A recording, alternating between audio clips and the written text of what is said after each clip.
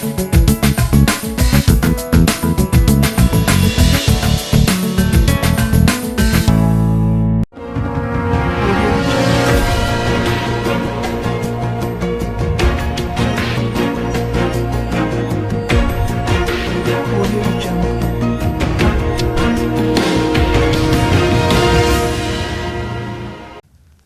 నేను Srinivas. Welcome to Maithri news. ముందుగా headlines. రాజీ మార్గమే రాజమార్గం, జాతీయ లోక్ అదాలత్కు మంచి స్పందన.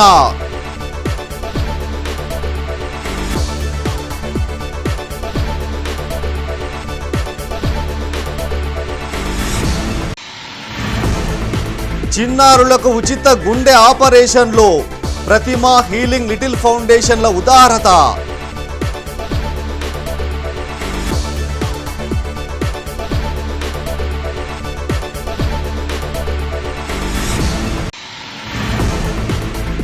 కేంద్రంలో రాష్ట్రంలో అధికారంలో ఉంటేనే అభివృద్ధి, సీఎం కేసీఆర్ పై BJP state chief Bandi Sanjay fire.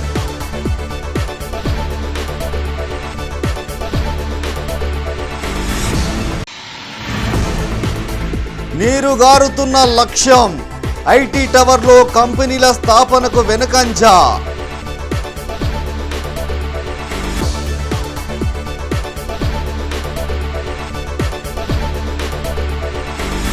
ఇక వార్తల వివరాలు.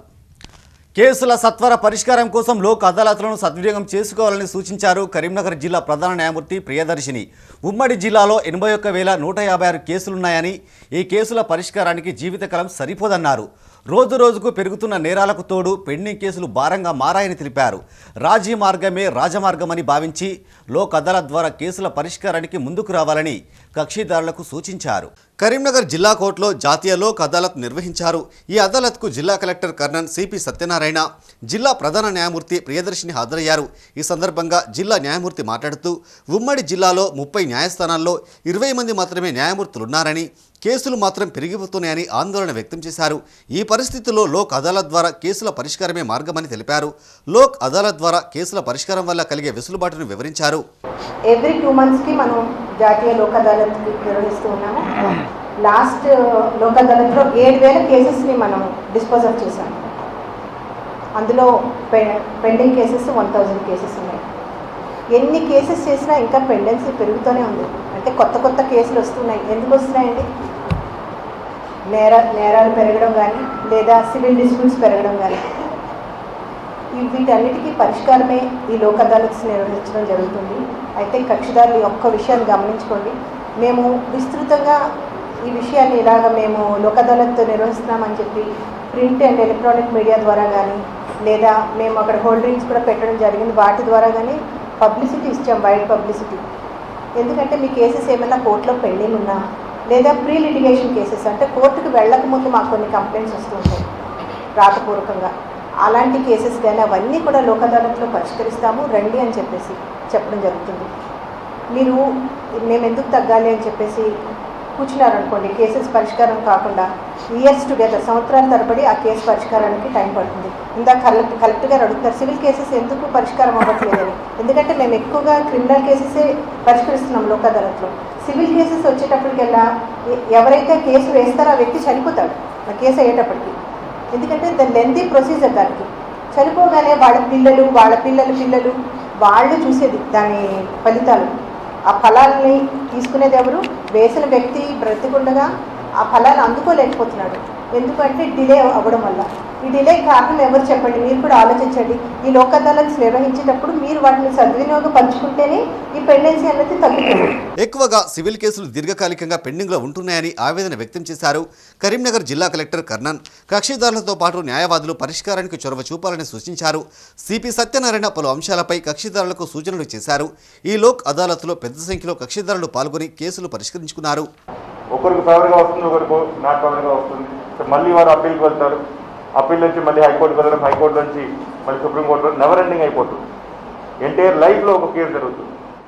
సో నేను రిక్వెస్ట్ చేసిన ఒకటే, అడ్వకేట్స్ కూడా ఉన్నారు, బార్ అసోసియేషన్ మా ప్రెసిడెంట్ కూడా ఉన్నారు. చాలా మన సివిల్ కేసెస్ కూడా ఇక్కడ I'm seeing lot of civil cases last pending, still ఇక్కడ కూడా పెండింగ్ అవుతూనే ఉంటుంది. The person who file the cases ఆయన చనిపోతారు, లీగల్ గారు ఉంటారు, లీగల్ గారు కూడా చనిపోతారు, అడ్వకేట్ కూడా చేంజ్ అవుతూనే ఉంటారు. సో నేను రిక్వెస్ట్ చేసిన ఒకటి, సివిల్ కేసెస్ మీరు కొంచెం ఎక్కువ దృష్టి పెట్టుకొని దానిలో చాలా కాంప్రమైజ్ పిటిషన్ వేసుకొని ఇద్దరి మధ్యలో అగ్రిమెంట్ వేసుకొని బోత్ పార్టీస్ ఒక మీడియేషన్ ద్వారా చేయడానికి నేను రిక్వెస్ట్ చేస్తున్నాను. ప్రత్యేకంగా అడ్వకేట్ని రిక్వెస్ట్ చేస్తున్నాను. అవి డ్రాగ్ ఆన్ చేసుకునే వాళ్ళ సివిల్ కేసెస్ని మీరే ఒక కాంప్రమైజ్ చేసుకుని లోక్ అదాలత్లో పెట్టుకున్నారన్న దానివల్ల చాలా ఈజీగా వారి ఇద్దరికి బోత్ పార్టీస్కు అవకాశం ఉంటుంది. నేను ఎందుకు చెప్తున్నా, మనం అన్ని చూసి ఉంటాం, పెద్ద పెద్ద కంపెనీస్ కాంప్రమైజ్ ద్వారా ఇది చాలా మంచి ఫలితాలు ఇస్తుంది. అది ఇంటర్నేషనల్ లెవెల్లో కూడా చర్చలు చూస్తూ ఉంటాం. మనం గ్రామ స్థాయిలో కూడా క్రిమినల్ చిన్న చిన్న ఇష్యూ కూడా వాళ్ళు కాంప్రమైజ్ చేయడం జరుగుతుంది. ఇది ఒక మంచి అవకాశం. ఒక నేషనల్ లెవెల్లో పెట్టడం వల్ల దీనికి లీగల్ శాంక్టిటీ ఉంది. సో మా పోలీస్ తరఫు నుంచి మేము పూర్తిగా కృషి చేస్తున్నాం. గుండె ఆపరేషన్, అందులోనూ చిన్నపిల్లలకు ఆపరేషన్ చేయడం మామూలు విషయం కాదు. ప్రపంచంలోనే అరుదైన శస్త్రచికిత్సలు ఎక్కడో కార్పొరేట్ ఆసుపత్రుల్లో, అది కూడా పెద్ద పెద్ద పట్టణాల్లో అరుదుగా జరుగుతుంటాయి. కానీ కరీంనగర్లో వరుసగా 7 శిబిరాలు నిర్వహించి 100 మందికి పైగా చిన్నారులకు నిండి జీవితాలు ఇచ్చారు. ఉచిత గుండె ఆపరేషన్లు చేసి చిన్నారుల తల్లిదండ్రుల్లో సంతోషం నింపారు. ఈ సందర్భంగా ప్రతిమ హీలింగ్ లిటిల్ ఫౌండేషన్ నిర్వాహకులను ఘనంగా సత్కరించారు. కరీంనగర్ జిల్లా రూరల్ మండలం నగునూరు ప్రతిమ మెడికల్ కాలేజీలో చిన్న పిల్లలకు ఉచితంగా గుండె ఆపరేషన్లు చేశారు డాక్టర్లు. ప్రతిమ ఫౌండేషన్, హీలింగ్ లిటిల్ ఫౌండేషన్ సంయుక్తంగా నిర్వహించిన శిబిరంలో 16 మంది చిన్నారులకు శస్త్రచికిత్సలు చేసి కొత్త జీవితాలనిచ్చారు. ఈ సందర్భంగా ఆసుపత్రిలో సక్సెస్ మీట్ ఏర్పాటు చేశారు నిర్వాహకులు. కార్పొరేట్ హాస్పిటల్స్లో 1,00,000 నుంచి 1,50,000 ఖర్చు వస్తుంది. అతిపెద్ద గుండె సర్జరీకి దాదాపు 15 నుంచి 20 లక్షల ఖర్చు వచ్చే ఆస్కారం ఉంటుంది. సో ఎవరు కూడా ఫ్రీగా చేయరు. చేస్తే అక్కడ అడపదడపగా ఎక్కడన్నా ఒకళ్ళు ఫ్రీ చేస్తూ ఉంటారు. కానీ ఇది మన ప్రతిమలో ఫ్రీ ఆఫ్ కాస్ట్ చేయడం అనేది చాలా గొప్ప విషయం. డెఫినెట్లీ ఇక్కడ ఇప్పుడు ఈ రోజుకి ఇక్కడ 106 సర్జరీలు చేసిన పిల్లలందరూ అదృష్టవంతులు, వాళ్ళ తల్లిదండ్రులు కూడా చాలా అదృష్టవంతులు. ఎందుకంటే ఈ సర్జరీస్ని ఇంతకుముందు చెప్పినట్టు మొదటి సంవత్సరంలో చేయకపోతే దాదాపు 1/5 ఆఫ్ ద పాపులేషన్ ఎవరైతే సమస్యలతో వాళ్ళు చనిపోవడం జరుగుతుంది.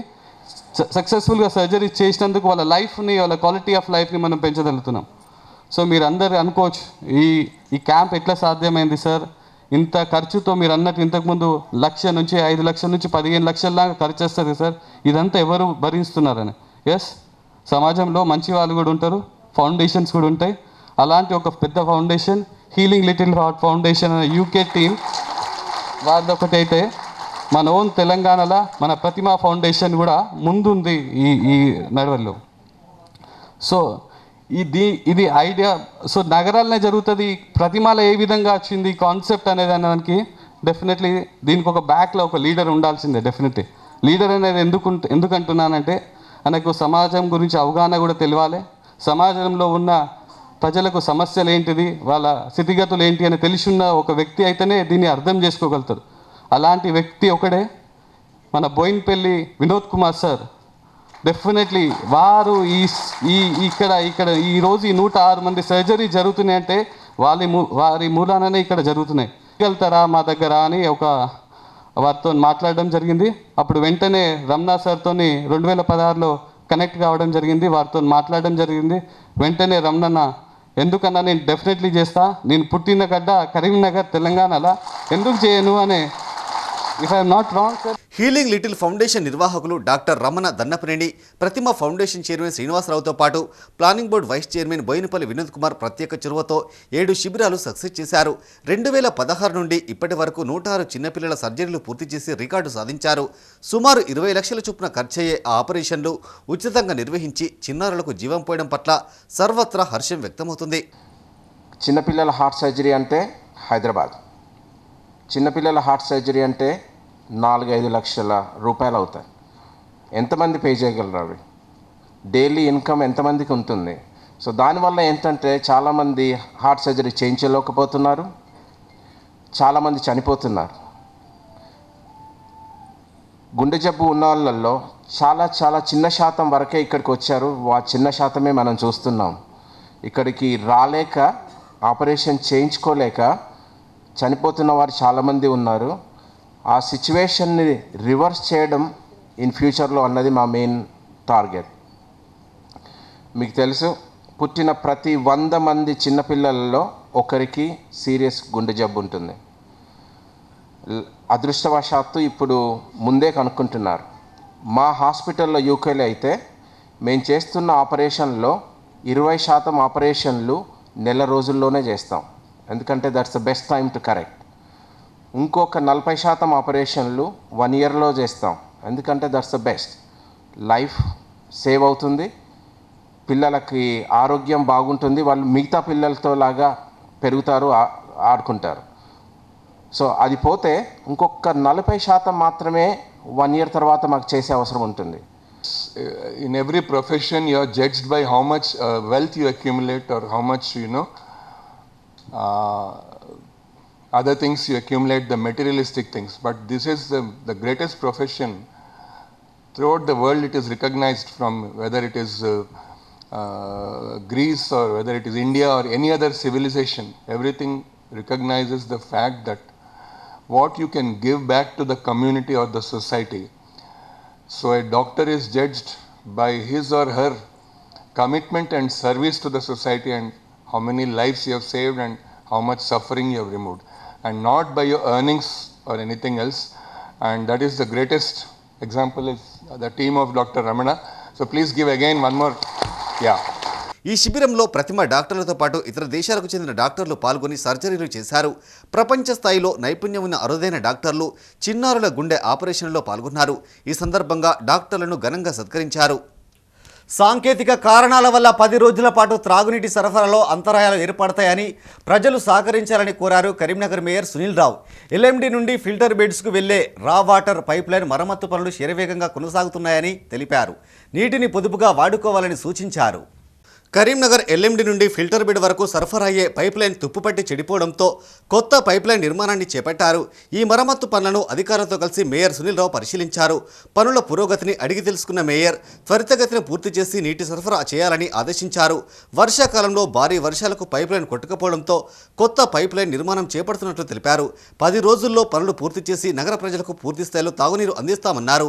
డ్యాంలో నీటి నిల్వలు ఉన్నాయని, కేవలం సాంకేతిక సమస్యలతోనే నీటి సరఫరాలో కొంత అంతరాయం ఏర్పడుతున్నట్లు చెప్పారు. కరీంనగర్ నగరపాలక సంస్థకు ఏదైతే రా వాటర్ తీసుకునే సోర్స్ ఉందో ఆ సోర్స్ దగ్గర మొన్నటి వర్షాకాలంలో డ్యామ్ ఫుల్ ఫ్లెడ్జ్గా గేట్స్ ఓపెన్ చేయడం వల్ల మరి డ్యామ్ నుంచి అయితే రా వాటర్ తీసుకునే పైప్ లైన్ డ్యామేజ్ కావడం జరిగింది. 800 mm అది. దానివల్ల ఈరోజు నగరపాలక సంస్థకు మంచినీటి సరఫరాలో కొంత ఇబ్బంది జరుగుతున్నమాట వాస్తవం. మరి గత 1.5 రోజులుగా కూడా ఈ పనిని సాధ్యమైన తొందరగా చేయించాలనే ఆలోచనతో టెండర్స్ పిలిపించి పని చేపిస్తూ ఉన్నాం. ఇప్పుడు 800 + 600 2 పైప్ లైన్స్ ద్వారా వచ్చే వాటర్ ఇప్పుడు ఓన్లీ 600 ద్వారానే వస్తూ ఉన్నది. 800కి సంబంధించిన water supply pipe line repair నడుస్తున్నది. టెండర్ పిలిచినాం, కాంట్రాక్టర్ పనిచేస్తూ ఉన్నాడు. ఆ పనులు పరిశీలించడానికే ఈరోజు నేను మున్సిపల్ అధికారితో కలిసి రావడం జరిగింది. మరి నగర ప్రజలందరినీ కోరుతా ఉన్నాను, ఈ 10 రోజుల లోపల ఈ పైప్ లైన్ పని పూర్తి చేసి మళ్ళీ యథావిధిగా వాటర్ సప్లై నగరానికి వచ్చే విధంగా కూడా చర్యలు తీసుకునే కార్యక్రమం చేస్తూ ఉన్నాం. మరి వర్షాలు బాగా రావడం వల్ల లాస్ట్ ఇయర్ మరి డ్యామ్ గేట్లు ఎక్కువ 2,60,000 క్యూసెక్ల ఫ్లో ఒకటేసారి డ్యామ్ నుంచి వదలడం వల్ల మరి డ్యామ్ కిందనే ఆనుకున్నటువంటి పైప్ లైన్ అది మరి గత 40 సంవత్సరాలు 50 సంవత్సరాల కింద వేసినటువంటి పైప్ లైన్ కాబట్టి మరి డ్యామేజ్ అయ్యి కొట్టుకుపోయింది పైప్ లైన్. ఆ పైప్ లైన్ రిప్లేస్ చేస్తూ ఉన్నాం. మరి ప్రజలు కొంత ఇన్కన్వీనియన్స్ అసౌకర్యం జరుగుతున్నప్పుడు మరి వారు కొంచెం సహకరించాలని కోరుతా ఉన్నాను. సాధ్యమైన తొందరగా పనులు పూర్తి చేసి మరి పాత పైప్ లైన్ యథావిధిగా పునరుద్ధరణ చేసి మళ్ళీ ఫిల్టర్ బెడ్స్కు రా వాటర్ యథావిధిగా సరఫరా అయ్యే విధంగా కూడా చర్యలు తీసుకోవడం జరుగుతూ ఉంది. కాంట్రాక్టర్ను అధికారులను ఆదేశించడం జరిగింది. తప్పకుండా కూడా పనులు 24 hours పర్యవేక్షించి మరి పనులు పూర్తి చేయాలని చెప్పి కూడా ఆదేశించాం. నగరంలోని 49వ డివిజన్లో డ్రైనేజీ పనులను స్థానిక కార్పొరేటర్ కమల్జిత్ కౌర్తో కలిసి ప్రారంభించారు మేయర్ సునీల్ రావు. డివిజన్లోని పలు ప్రాంతాల్లో పర్యటించి సమస్యలు అడిగి తెలుసుకున్నారు. రోడ్లు, డ్రైనేజీ నిర్మాణాలు చేపట్టి సమస్యలు పరిష్కరిస్తామని హామీ ఇచ్చారు.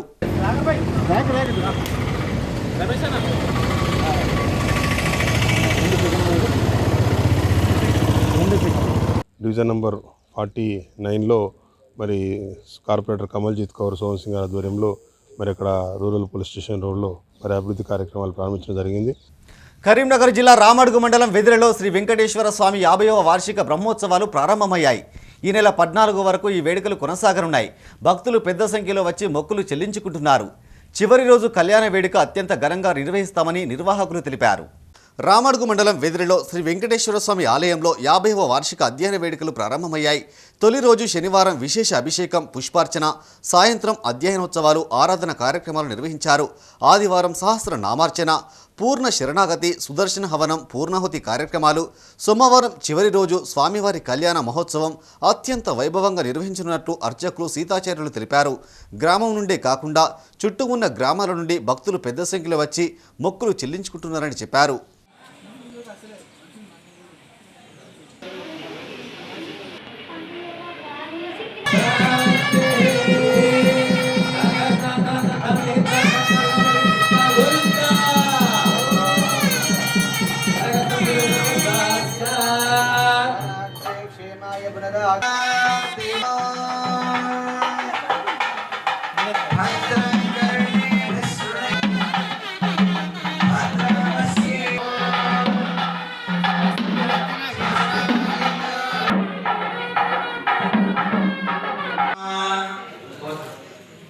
इलिगालगोत्रोद्भवस्य लिंगारेड्डिनामधेयस्य विजयलक्ष्मीनामधेयाय प्रत्युषानामधेयाय మన వెదిర గ్రామంలో ఉన్నటువంటి శ్రీ వెంకటేశ్వర స్వామివారి ఆలయంలో గత 200 సంవత్సరాల క్రితం కంటే వైభవపేతంగా ఉన్నటువంటి ఒక స్వామివారికి ప్రతి సంవత్సరం లాగానే ఈసారి కూడా వైభవంగా వార్షిక బ్రహ్మోత్సవాలు జరిపిస్తున్నారు. ఈ గ్రామ పెద్దలంతా కూడా కలిసి ఈసారి విశేషించి 50వ సంవత్సర వార్షిక బ్రహ్మోత్సవాలు ఈ రోజు నుంచి మొదలుకొని మనకు 14వ తారీఖు ఏకాదశి రోజు కళ్యాణం చేత ఈ యొక్క బ్రహ్మోత్సవాలు పూర్తి చేసుకుంటాము. గ్రామస్తులంతా కూడా పెద్దవాళ్ళు, గ్రామస్తులు, భక్తులు, తదితరులంతా కూడా భక్తి శ్రద్ధలతో ఈ యొక్క ఆలయ బ్రహ్మోత్సవాలను ప్రతి ఏటా కూడా అత్యంత వైభవపేతంగా నిర్వహిస్తూ ఉంటారు. విశేషంగా సుదూర గ్రామాల నుంచి కూడా వచ్చి ఆలయంలో స్వామిని దర్శించుకొని వాళ్ళ ఉన్నటువంటి యొక్క కోరికలన్నీ కూడా తీర్చుకుంటూ స్వామికి మొక్కుబడులన్నీ కూడా తీర్చుకుంటూ వెళ్తూ ఉంటారు. స్వామివారి అనుగ్రహము ప్రతి ఒక్కరికి కూడా ఖచ్చితంగా ఈ బ్రహ్మోత్సవాల్లో సేవించుకున్న వాళ్ళకి ఉంటుంది అని చెప్పి శాస్త్రవచనం. డాక్టర్ బిఎన్ రావు ఫౌండేషన్ సేవలు అభినందనీయమన్నారు ఎమ్మెల్సీ ఎల్ రమణ. ఎనిమియాతో బాధపడుతున్న విద్యార్థులకు డైట్తో పాటు మందులు అందజేస్తూ వారి ఆరోగ్యానికి కృషి చేస్తున్నారని కొనియాడారు. వైద్య వృత్తిలో ఉన్నవారిలో ఇలాంటి సేవలందించడం అరుదన్నారు. కరీంనగర్లోని వి పార్క్ హోటల్లో డాక్టర్ బిఎన్ రావు ఫౌండేషన్ వార్షికోత్సవం ఘనంగా జరిగింది. ఈ కార్యక్రమానికి ముఖ్య అతిథిగా ఎమ్మెల్సీ రమణ హాజరై ఫౌండేషన్ భవిష్యత్తులో చేపట్టే కార్యక్రమాల బుక్లెట్ను ఆవిష్కరించారు. ఈ సందర్భంగా ఆయన మాట్లాడుతూ వైద్యులు దేవులతో సమానమని, వారిపై తనకు ఎనలేని ప్రేమ ఉందన్నారు. ఫౌండేషన్ ద్వారా డాక్టర్ బిఎన్ రావు చేస్తున్న సేవలను కొనియాడారు. భవిష్యత్తులో మరిన్ని సేవలు అందిస్తారన్న ఆశాభావాన్ని వ్యక్తం చేశారు. ఈ కార్యక్రమంలో foundation chairman doctor BN Rao, DMHO doctor Juveria, doctor Aleem, Lakshman Kumar, Suryanarayana Reddy, Kishan, Vijayalakshmi, Jhansi, Rajender పాల్గొన్నారు. ఇవాళ రేపు 2-3 ఏళ్ళనే చదువుకుంటే ఉద్యోగం వచ్చి సెటిల్ అయ్యేటువంటి పరిస్థితులు ఉంటే 10 ఏళ్ళు చదవాలి డాక్టర్ నుంచి అంటే అది మామూలు విషయం కాదు. సౌత్ అని చెప్పనైనా ఇప్పుడు సెకండ్ ఇయర్ జనరల్ సర్జరీ ఉన్నాడు, నెక్స్ట్ ఇయర్ అయిపోతుంది. నాకు మొదటికెళ్ళి చిన్ననాటి నుంచి వివిధ విభాగాలలో వివిధ రంగాలు ఉండేటువంటి దాంట్లో వైద్యంగా రంగం అని చెప్పండి ఎనలేని గౌరవం, అభిమానం. ఎందుకంటే ఆరోగ్యమే మహాభాగ్యం అని చిన్నప్పుడు చదువుకునేటప్పుడు మనకు తెలిసిన ఆరోగ్యం ఎలా వస్తుంది, మనకు మనంగా ఆరోగ్యంగా ఉండడానికి తెలిసేటువంటి పద్ధతులల్లా దానికి తోడుగా అనారోగ్యం పాలైనప్పుడు ఆరోగ్యవంతులు చేసేటువంటిది ప్రధానంగా వైద్యులే కనుక దేవుళ్ళు అనే వాళ్ళు ఎవరైనా చూడగలిగిన నాటి చెప్పి మొత్తం నేనైతే వైద్యుల రూపంగానే దేవుళ్ళని చూస్తాను. అంటే అంతటి మహత్తరమైనటువంటి సేవ చేసేటువంటి అవకాశం ఉన్నటువంటి రంగం ఒక వైద్య రంగం. ఇంతకు సోదరులు అన్నట్టుగా today is very sad that our Vinod Kumar could not come because of CM being fell sick, and so at 6:30 he spoke to me and conveyed his regrets for not coming. ఇంకా పూర్తి చెప్పాలంటే మా doctor very doctor Venkateswarlu is also one of the member of the foundation. So when we are making a brochure, so I just advised, Shanik suggested me to include somebody's name. And I said, why not only one, we will make it 2. No, 2 will nominate you, sir. I said, nobody can nominate me. He selected one. He selected one. But I said, no, the one he selected will definitely nominate me. 2 have been eliminated. So 2 of them is, one is Dr. Rajani, other is Dr. Vijayalakshmi. And Venkateshwar is proved to be right. Karimnagar Ambedkar స్టేడియంలో police శాఖ ఆధ్వర్యంలో రాష్ట్ర స్థాయి football పోటీలు కొనసాగుతున్నాయి. క్రీడాకారుల్లో ఉత్సాహాన్ని నింపేందుకు పోలీసులు పలు కార్యక్రమాలు నిర్వహిస్తున్నారు. ఇందులో భాగంగా రాత్రి జిల్లా కేంద్రంలోని పోలీస్ ట్రైనింగ్ సెంటర్లో క్యాంపు ఫైర్ను ప్రారంభించారు టౌన్ ఏసీపీ తులా శ్రీనివాసరావు. వివిధ జిల్లాల నుండి వచ్చిన క్రీడాకారులతో స్టెప్పులేశారు పోలీసులు. ఆటలాడి అలసిపోయిన క్రీడాకారులకు క్యాంపు ఫైర్ ఉత్సాహాన్నిచ్చింది. ఈ కార్యక్రమంలో సిఐలు నటేష్, ఎస్ఐలు శ్రీనివాస్, మహేష్ పాల్గొన్నారు.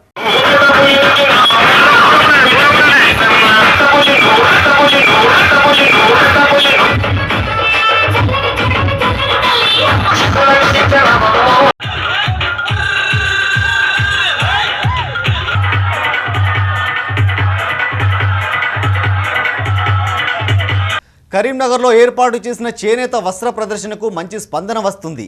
చేనేత జౌళి శాఖ ఏర్పాటు చేసిన స్టేట్ హ్యాండ్లూమ్ ఎక్స్ప్లో మరో 2 రోజులు మాత్రమే ఉండడంతో సేల్స్ ఊపందుకున్నాయి. లెనిన్ షెట్టింగ్, ఇక్కత్, పోచంపల్లి, గద్వాల చీరలు ఆకట్టుకుంటున్నాయి. కరీంనగర్ కోర్టు చౌరాస్తాలోని శ్రీ రాజరాజేశ్వర కళ్యాణ మండపంలో చేనేత వస్త్ర ప్రదర్శనశాలకు మంచి స్పందన వస్తుంది. ఈ నెల 1న ప్రారంభమైన ఈ ఎగ్జిబిషన్ 14 వరకు కొనసాగనుంది. ఉదయం 9 గంటల నుండి రాత్రి 9 గంటల వరకు ఈ ప్రదర్శన సేల్స్ ఉంటుంది. ఏపీ, తెలంగాణకు చెందిన 60 స్టాళ్లు ఏర్పాటు చేసి విభిన్న వస్త్రాలను అందుబాటులోకి తీసుకొచ్చారు. కరీంనగర్ బెడ్షీట్స్, టవల్స్, లుంగీలు, సిద్దిపేట గొల్లబామ, నారాయణపేట పితంబరి, గొల్లబామ చీరలతో పాటు డ్రెస్ మెటీరియల్, డోర్ కర్టన్స్ ఇలా విభిన్న వస్త్రాలు ప్రదర్శిస్తున్నారు. చేనేత వస్త్రాలన్నీ ఒకే చోట అందుబాటులో ఉండడంతో కరీంనగర్తో పాటు ఇతర జిల్లాల నుండి పెద్ద సంఖ్యలో వచ్చి కొనుగోలు చేస్తున్నారు. మరో 2 రోజులే ప్రదర్శన ఉందని కొనుగోలుదారులు ఈ అవకాశాన్ని సద్వినియోగం చేసుకోవాలని కోరుతున్నారు చేనేత జౌళి శాఖ ఏడీ సంపత్. మాది ఏంటంటే 1వ తారీఖు నుంచి ఓపెనింగ్ అయింది, 14వ తారీఖు దాకా సేల్స్ ఉన్నది కాబట్టి ఈ సేల్స్ మాత్రం మాదైతే బాగానే ఉంటుందని నేను చెప్పుకోగలుగుతున్నాను.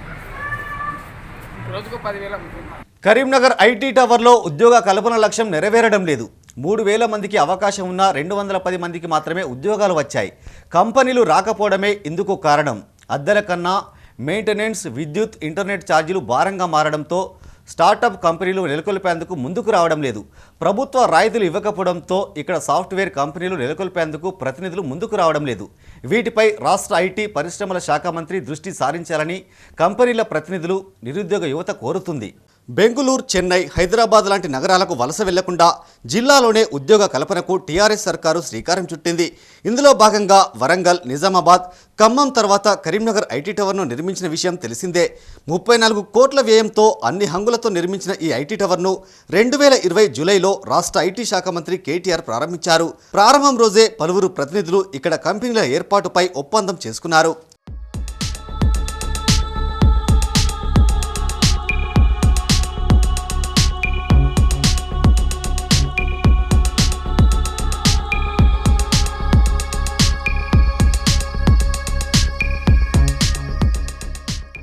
$72,000 స్క్వేర్ ఫీట్స్ విస్తీర్ణంలో 12,000 చదరపు అడుగుల సిల్లార్ కలిగి ఉంది ఈ ఐటీ టవర్.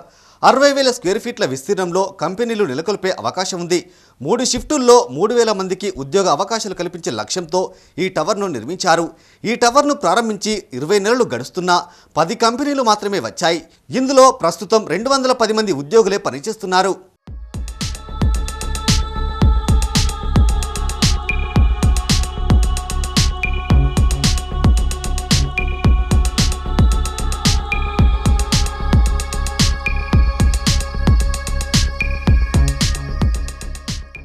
ఈ ఐటీ టవర్ నిర్వహణ బాధ్యతలు రాష్ట్ర పరిశ్రమల మౌలిక వసతుల కార్పొరేషన్ చూస్తుంది.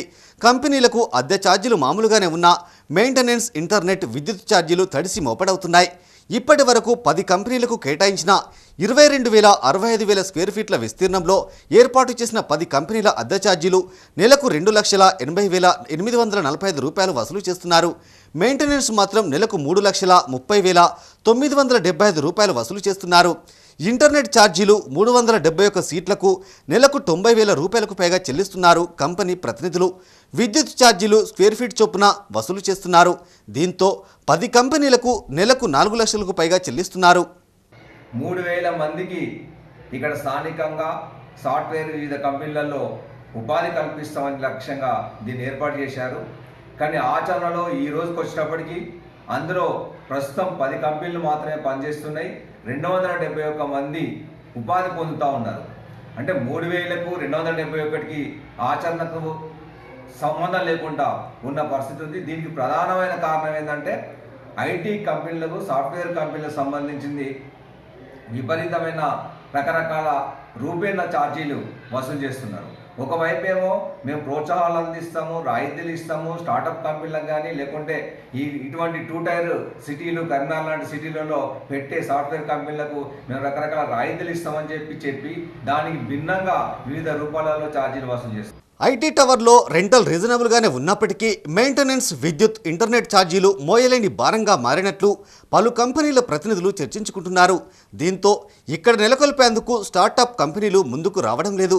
సాఫ్ట్వేర్ కంపెనీలకు రాయితీలు కల్పిస్తామని ప్రభుత్వం హామీ ఇచ్చినప్పటికీ కార్యాచరణలో చూపకపోవడంతోనే ఐటీ రంగంలో ఉద్యోగ కల్పన లక్ష్యం నెరవేరడం లేదు.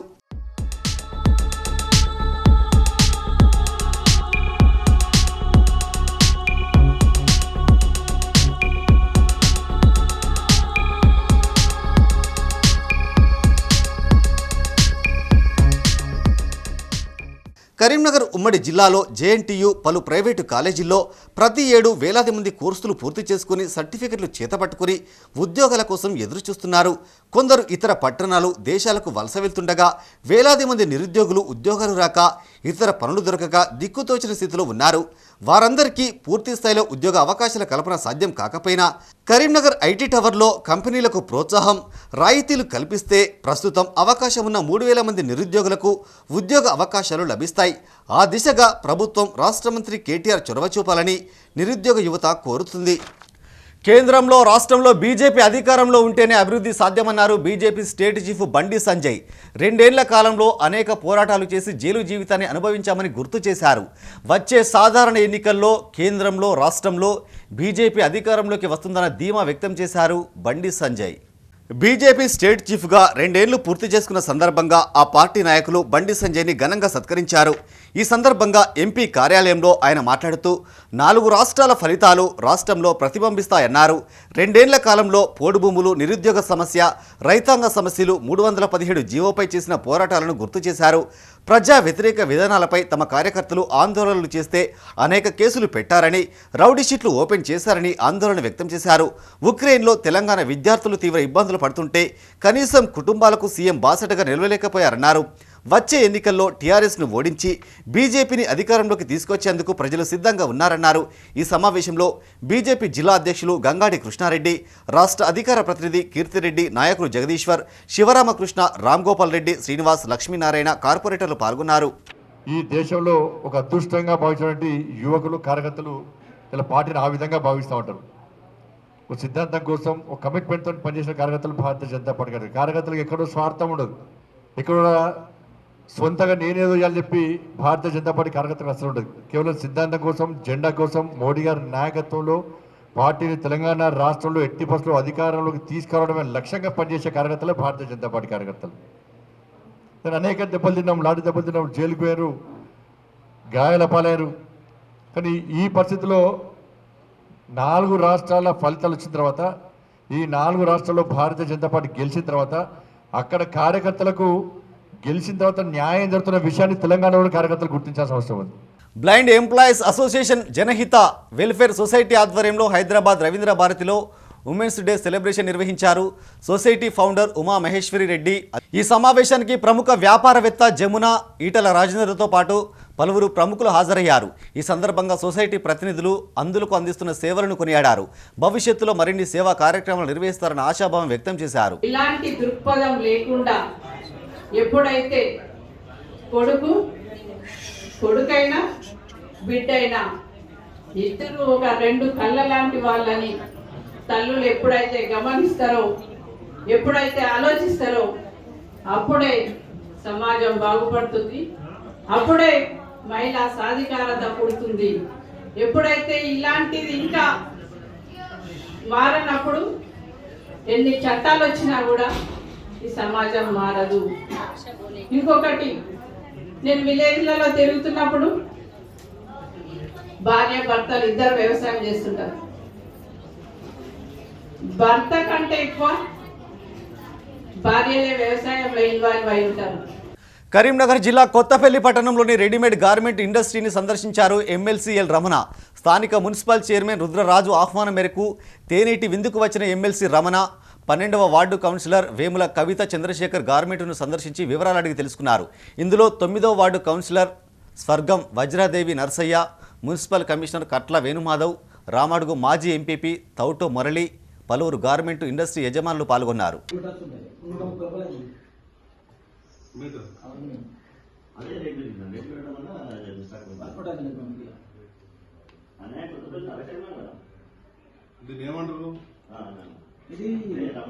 ఇది లాఫర్ ప్రింట్ అంటారు.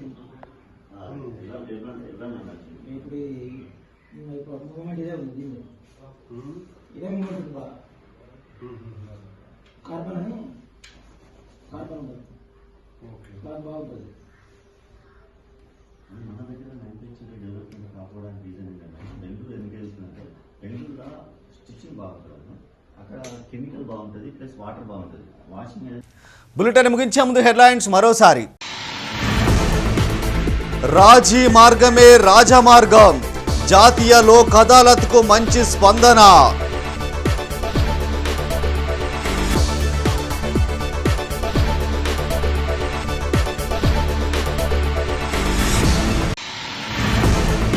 చిన్నారులకు ఉచిత గుండె ఆపరేషన్లు, ప్రతిమ హీలింగ్ లిటిల్ ఫౌండేషన్ల ఉదారత.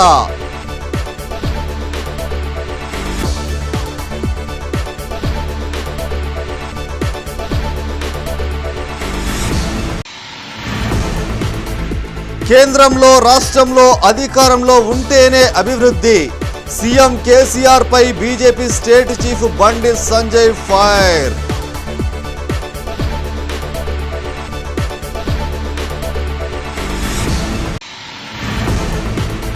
నీరుగారుతున్న లక్ష్యం, ఐటీ టవర్లో కంపెనీల స్థాపనకు వెనుకంజ.